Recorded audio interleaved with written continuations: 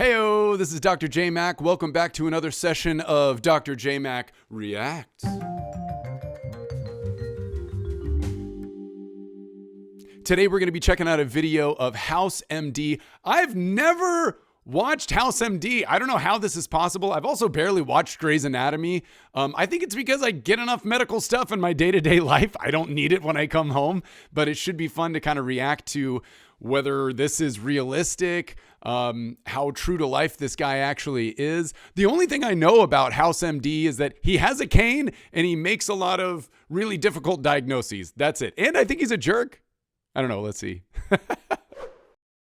And away we go. In the interest of saving time and avoiding a lot of boring chit-chat later, I'm Dr. Gregory House. You can call me Greg. I am a board-certified diagnostician with a double specialty of infectious disease and nephrology. I'm also the only doctor currently employed at this clinic who's forced to be here against his will. Pause.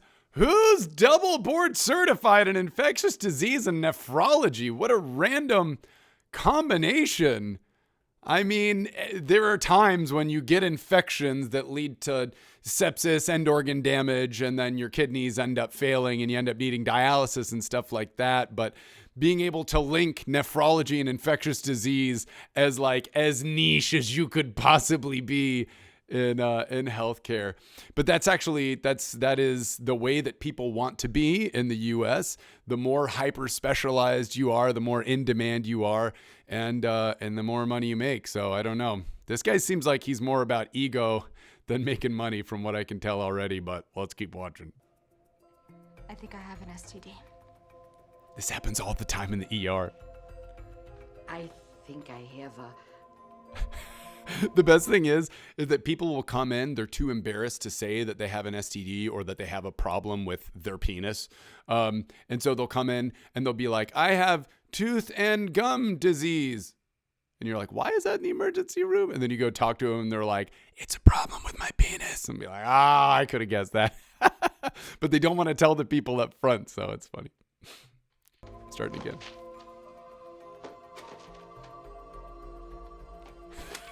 It's like double, triple gloving. Margins are fine. No lesions. Color is good. How long have you been having? Pause. When was the last time a nephrologist, a kidney doctor, ever looked at someone's retina? First of all, that has nothing to do with their kidneys and why they're probably there in the clinic to see a nephrologist. Second of all, they wouldn't know what to identify on an ophthalmologic exam if they got paid $100,000 to do so. My new girlfriend, never been with a guy who wasn't circumcised, so she freaked and... Aha. And you wanted Rivka to feel all gemütlich. I get it. It's a shada. There's actually a story here. It wasn't, pause, sorry. There's actually a story here. This wasn't my patient, but a coworker of mine said he had a patient come in, two patients actually, one with blood all around their groin, another one with lacerations on their head. And they came in together and he was like, what is going on? And she was taking him to Pleasure Town. Basically, she started having a seizure. So doing significant damage. He can't get her off of his manhood. And so he just grabs the nearest thing, which was like an old school phone. This was a dated story, like a corded phone. And he just starts like whacking her in the head with it to try to get her off. So she had all these lacerations on her head. He had blood all around his junk. Awkward. And playing. I got some box cutters and Just like Abraham did it. I sterilized them, which I was told you. Stop talking. I'm gonna get a plastic surgeon. Get the Twinkie back in the wrapper. That would not be a plastic surgeon. That would be a urologist. So you're going to want to, it sounded like this guy had a degloving issue, which is when like all the skin is kind of ripped off. And that's a now problem. That's not a 2 weeks from now problem. So that guy's not just going to get a call, to go see a plastic surgeon in 2 weeks or a urologist in 2 weeks. That guy's going to go to the emergency department and get that fixed pronto. She has menstrual problems. They're really bad. The pain keeps her in bed all day. Plus, she's super depressed. This is actually a big problem. We see this a lot. We have family members translate for their loved ones. And while it's very convenient for the medical provider, because we don't have to like go find a translator in person or use a little iPad and press a bunch of buttons to get them on the phone, it puts a lot of responsibility on the shoulders of the family member. Can you imagine if they incorrectly translated some really information to and from the physician? They would, for the rest of their lives, potentially feel the guilt of a misdiagnosis or a mistreatment.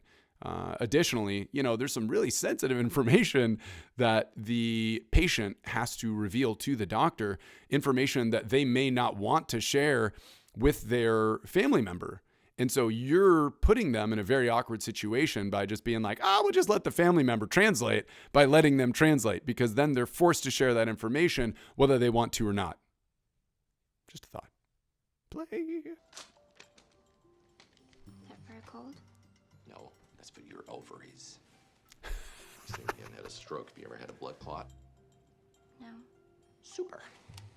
In 3 months, when you need a refill, take a bus to a free clinic. Don't wait around hoping for money. Pause. He didn't ask her if she smoked. That's a really big problem. If you smoke and you're on birth control, by the way, anybody who's out there and is on birth control, stop smoking and tell the truth to your provider, because you're at much increased risk for issues like blood clots, heart attacks, strokes, stuff like that, okay?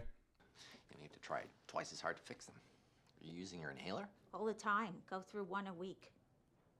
You sure you're using it right? Do I look like an idiot? No. Why don't you show me how your inhaler works? Stop. Nobody does that. It's a funny bit, though. One, why is somebody paging an infectious disease specialist or nephrologist about a code blue? No offense, but that's not the person that you want in a room. So a code blue is when somebody's like actively dying. An infectious disease specialist, that's a good guy to have on board once you have the person back, okay?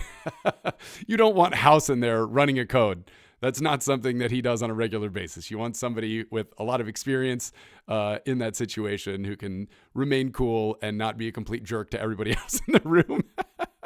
Second of all, pagers, so they were still a thing when I was in residency, but the minute that you get out of residency, pagers no longer a thing. You kind of felt cool. You felt like you were part of like the old school club when you're carrying around pagers, especially when you had like 5 of them because you're on call for like 5 different services in the middle of the night, which is not necessarily safe, but makes you feel important.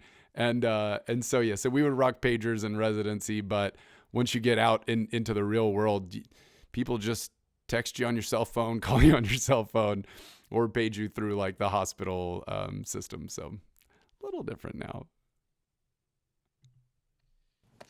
You've got heart disease from ignoring the diabetes, they'll kill you. Otherwise, you two have a fun He also needs the blue pill. Get him the blue pill.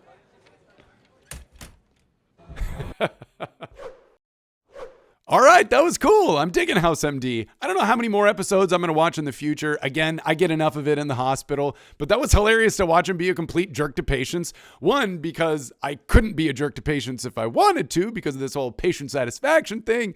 2, that's just not how I roll. That was comical, though, and enjoyable.